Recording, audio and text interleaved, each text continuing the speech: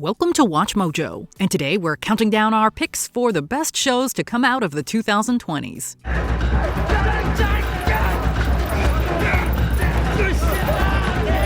For this list, we're focusing on TV shows that started after the year 2020, meaning we'll be leaving off shows like The Boys.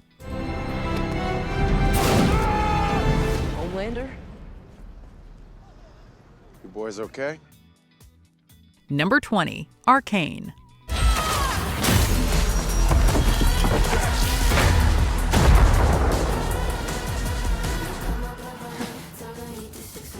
We'd say that Arcane is the show that longtime League of Legends fans have been dreaming of, but this prequel series may surpass your wildest expectations. Even if you're not familiar with the League of Legends lore, Arcane will suck in any newcomer with its rich world building, emotional voice acting, and stunning artistry.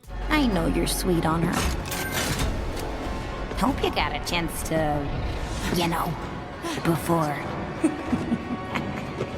I'm ready. Blending traditional and CG animation, Arcane encompasses the innovation of Into the Spider-Verse while still remaining faithful to its video game roots. Visuals don't matter without a worthwhile story, however. The relationship between sisters Vi and Powder is one of the most compelling and gut-wrenching we've seen in any medium, be it film, TV, or games. Arcane might not be the first video game adaptation to deliver, but it is certainly the new gold standard. We've all had bad days. But we learn. And we stick together. Number 19, The Underground Railroad.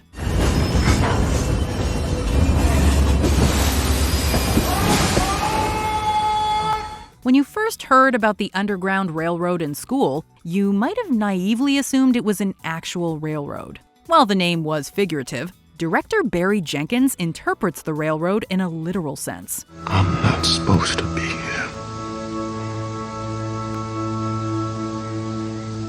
Where are you? Although his miniseries goes to some fantastical places, its portrayal of slavery is all too authentic. In a strange way, the fantasy elements perfectly complement the historical elements. Slavery is such an inhumane practice that it's hard for some to fathom how widespread it once was in the US. If an unspeakable atrocity like slavery could exist, the idea of an underground train doesn't sound that far-fetched either. After a while, we begin to forget that we're watching a work of historical fiction, camouflaging the magic in magic realism.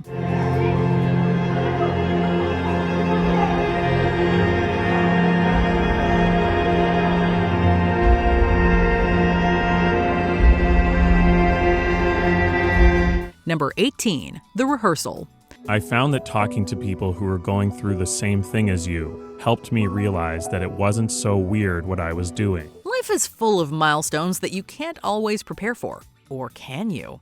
Nathan Fielder seeks the answer in this HBO series, where he stages elaborate rehearsals that sometimes get off track. The show's first season remained relatively grounded by Fielder's typical standards, simulating the difficulties of raising a child. What are you going to go doing drugs? What are you going to go to the drugs, cops then? and No, tell them? That's why I'm talking to you about it now. Adam. I'm not a snitch. Fucking disaster, my guy. In the second season, Fielder uses role-playing to figure out if a lack of communication between pilots and co-pilots is the cause of so many crashes. If other captains could have the instincts of Sully, his personality, it's possible the entire aviation issue I've been obsessed with would vanish overnight. Somehow, this also leads to Fielder creating a fake singing competition, questioning if fascists run Paramount, and becoming Sully Sullenberger as a baby.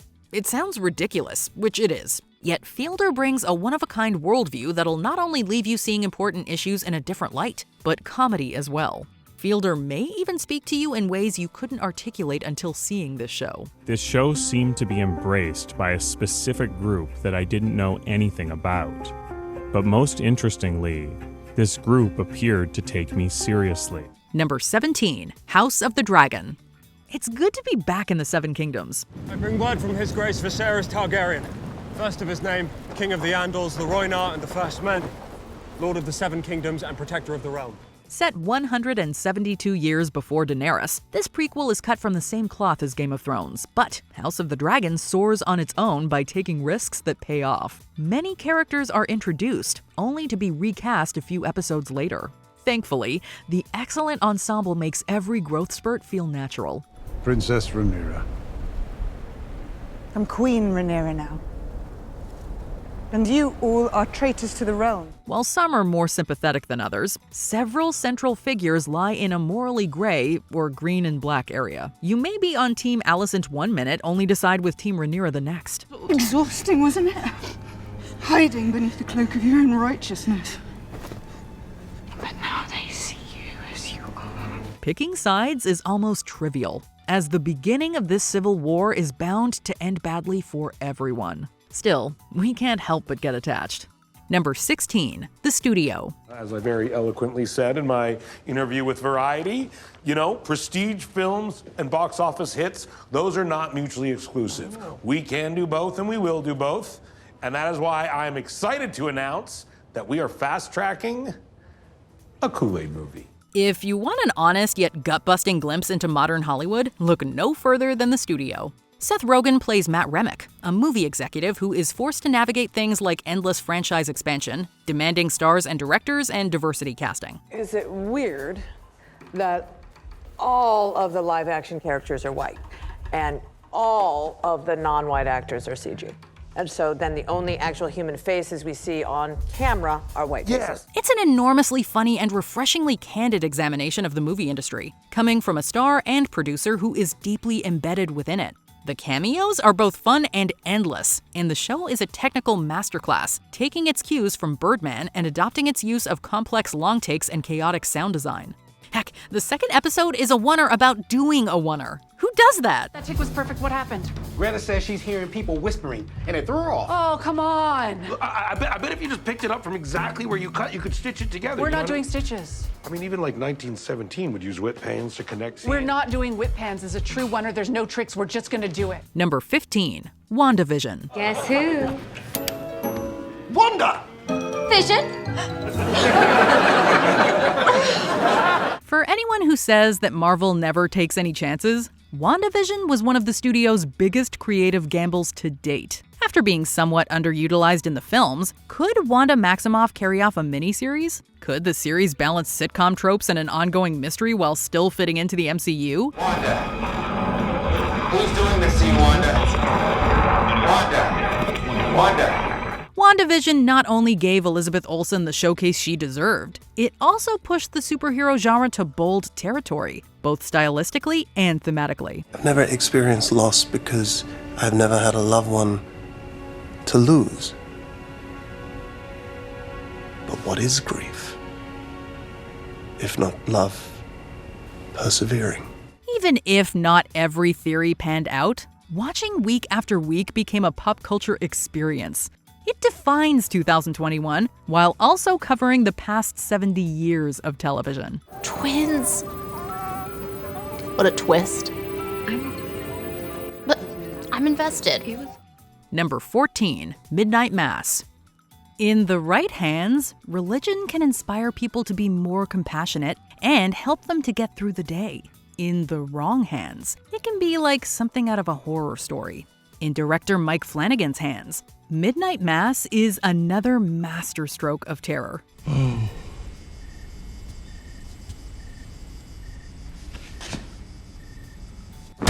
As is the case with any Flanagan production, our investment in the characters is what drives that terror. While there's an underlying sense of dread from the beginning, it's a slow burn to the legitimate scares.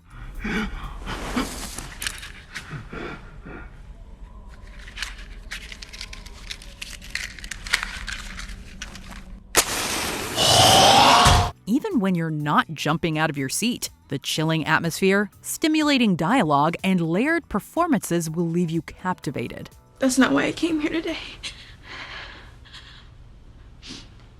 I came here today. I came here today. I forgive you. Although this miniseries possesses echoes of Stephen King, Flanagan's distinctive style and voice are on full display. Number 13, Pluribus. And to say it again, you are in no danger. You are perfectly safe. Okay. Your life is your own. Please know that. Part of what makes Vince Gilligan's latest show so absorbing is that you can interpret its commentary in a few different ways. Of course, many will draw parallels to AI, as Ray Seahorn's Carol finds herself among the last remaining humans with independent thoughts. Whereas the others are mostly content with letting the hive mind take over, Carol fights for her individuality. Are you reading my mind? No, absolutely not. We couldn't do that if we wanted to. Who is we? That's easier said than done when this seemingly all-knowing entity is around every corner, sometimes making Carol's life more convenient. The flaws in the system only become more apparent as Carol continues to resist, however. Humanity will never be perfect, but Pluribus reminds us that it's better to live with and even embrace some of those imperfections than surrender to the machine. Tell me. Tell me. What is it? Number 12. Invincible. Hey, you're early. And you shaved your mustache. Stay away from my planet. Although a live-action Invincible film is reportedly in the works, this animated series seems destined to go down as the definitive adaptation of the beloved comic series. While adult animation is nothing new, Invincible catches newcomers off guard with its mature edge. The first episode mostly plays out like an MCU show, appealing to younger and older audiences. It isn't long, however, until the show goes to places that would even make Frank Miller say, "Oh, damn!"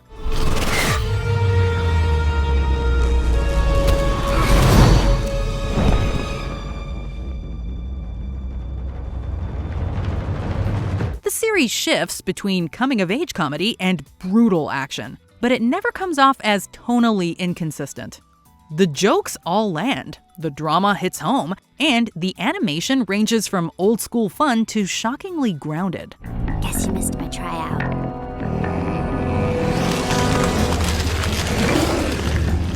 Still think I'm adorable. Number 11. Beef. Who hasn't got such bad road rage that they literally plotted to ruin the other person's entire life, right? Well, regardless, that's the hook that thrusts us into the Netflix original Beef, starring powerhouse performers Ali Wong and Steven Yeun. Thank you for meeting me. So what? Waving the white flag, huh? The whole concept is undoubtedly fresh and daring, taking the extremely human experience of suppressed emotion and using it as a vehicle to investigate the lives of its two lead characters, and their mutual hatred for one another. I don't want anything from you, okay? I don't want anything to do with you. You are sick. You're a disease. So you think you're better than me now, huh?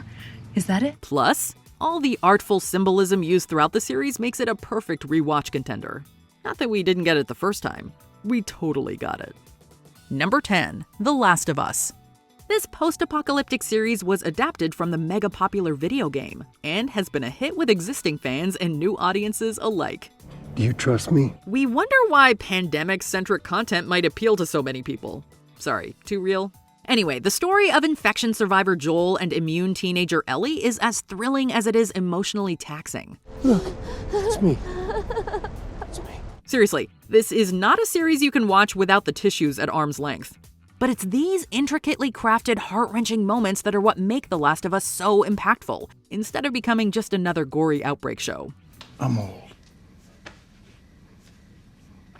I'm satisfied.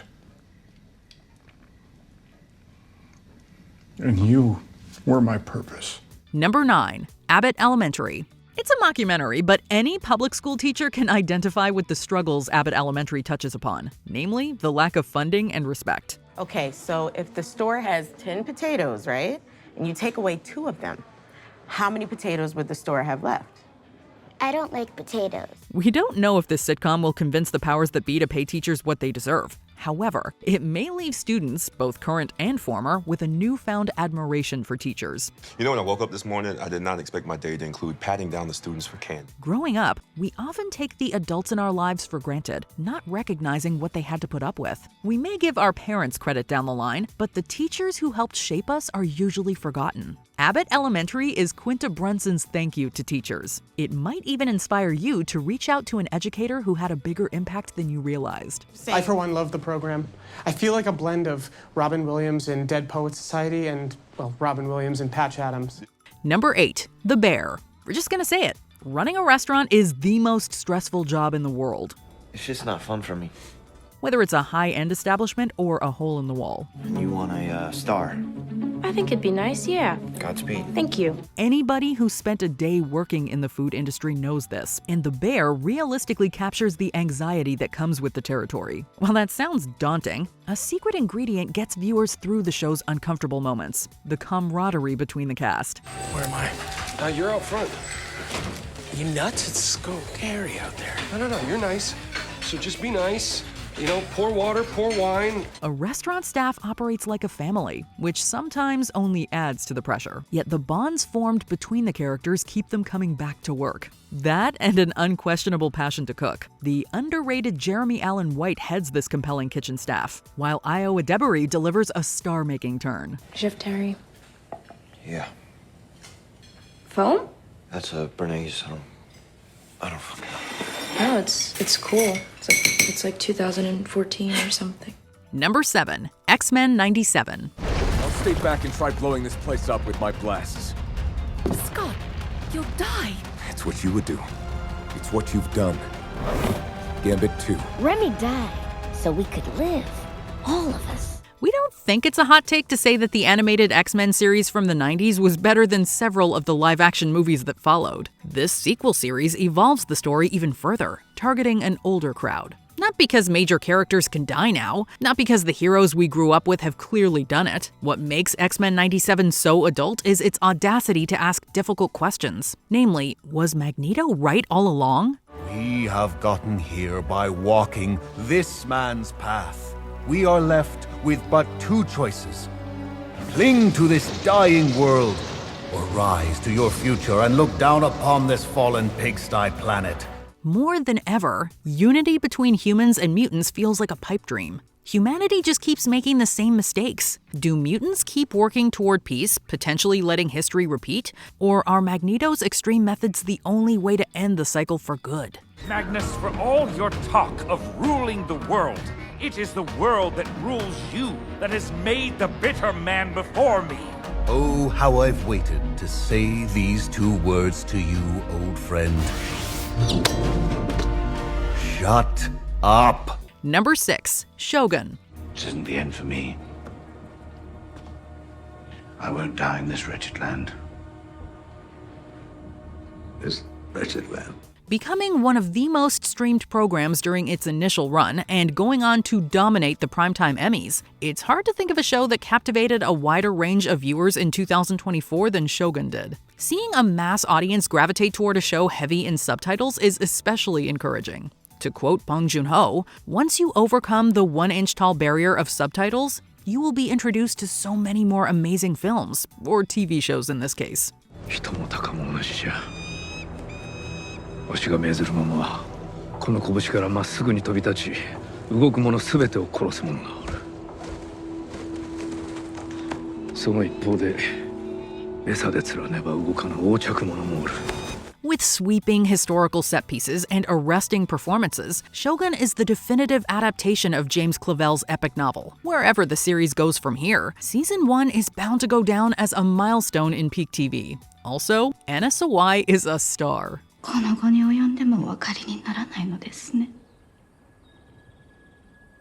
お前様が私に許さなかったのは死ではござりませぬ。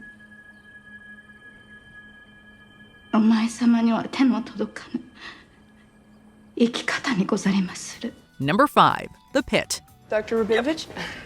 Melissa King. I will be joining you today. I just came from 2 months in the VA. Hey, welcome to the Pit. There are about a gazillion medical shows out there, but none quite like The Pit.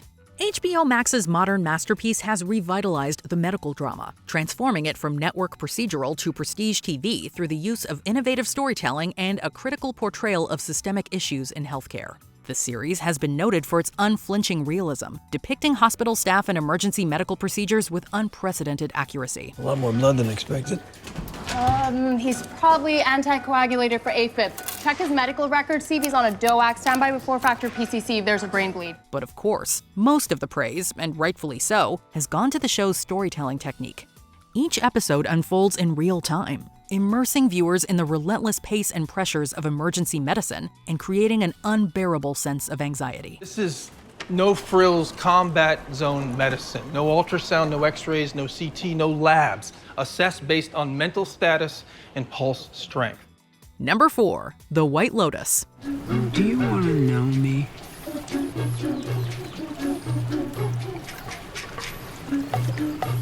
Maybe. Do you? I don't know. After 3 seasons, The White Lotus has become a cultural phenomenon. Each season of Mike White's anthology show sees a different cast of affluent vacationers descending upon an international White Lotus resort, bringing chaos and maybe a mysterious death or two during their stays. The show takes cues from classic whodunits, while bringing satirical themes, hilarious dialogue, and some of the most memorable characters on TV, bringing viewers back for more with each season. Piper, you don't know how lucky you have it to have a father who's an actual Boy Scout, who isn't out chasing girls half his age in a foreign country, hiding from who knows what. Yeah, I am lucky. The beautiful locales don't hurt either.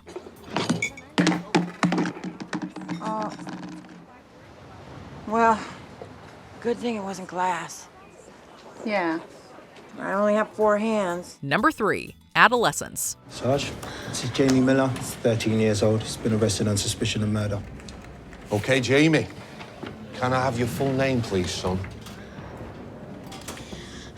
I didn't do it. That's not to do with me, Jamie. Just try and answer my questions, please, son. 2025 was the year of 2 things: long real-time takes and Jack Thorne, who also did Toxic Town. For Adolescence, he and Stephen Graham team up to explore themes of parental responsibility, school harassment, online radicalization, and, well, adolescence. You must have found that quite cruel. I suppose. Did she do this to anyone else? No. Why did she do it to you? Much has been written of the show's format, with each hour-long episode being filmed in one take. It's truly unbelievable, with the camera work, acting, and staging attracting widespread acclaim. But the technical wizardry never overshadows the story at the show's core, with its themes resonating strongly across different generations. It's one of those universal tales that has something for everyone, whether it's the teenagers going through a transitional time in their lives or the parents grappling to control it. I'm sorry, son.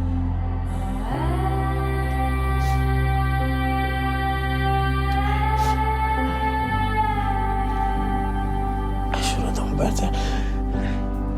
Number 2, Andor. You think they're listening? You think they care enough to make an effort? Like you would know. I know this. They don't need to care.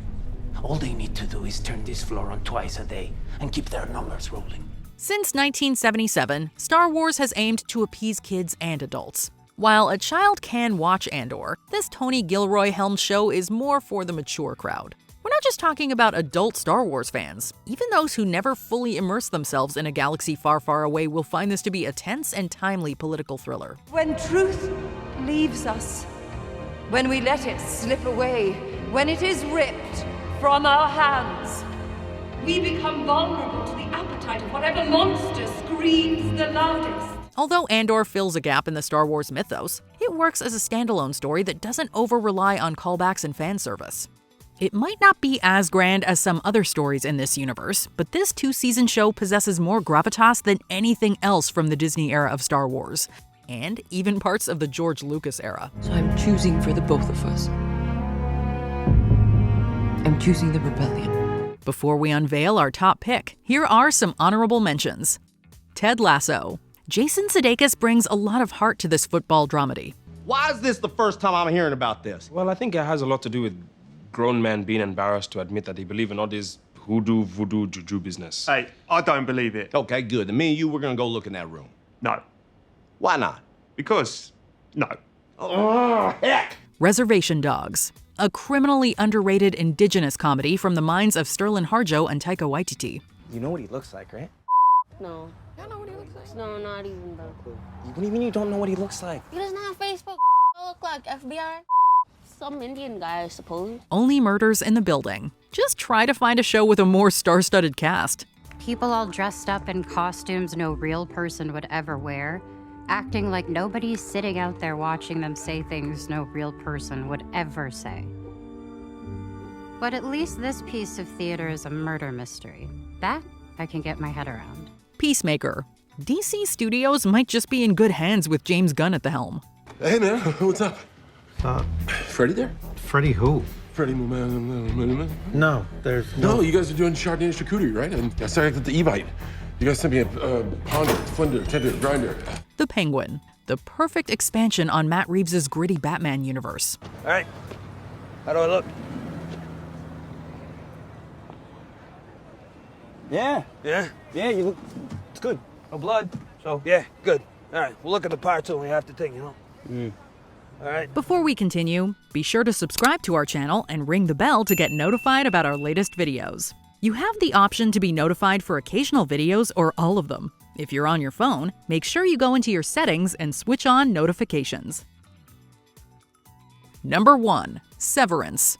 Severance has been described as Lost if it were set in the office. That's a catchy pitch, but it doesn't even scratch the surface of what makes this mindbender so involving. Thank you for taking the welcome survey. I can sense that the questions made you feel afraid or disoriented. While the show is equal parts sci-fi and psychological thriller, it can eerily feel like an all-too-accurate reflection of white-collar life. They say keep your work and personal lives separate. In doing so, how much of yourself do you give up upon clocking in? By reaching 75% refinement on Sienna, you have earned for you and your fellow refiners a 5-minute music dance experience. For the lower-level employees at Lumen Industries, life is literally split in half. This sounds tempting to those looking to avoid the challenges on the other side of the cubicle. Unless someone's innie and outie find a way to coexist, though, they'll never be complete. So what happens once I've been in all the rooms?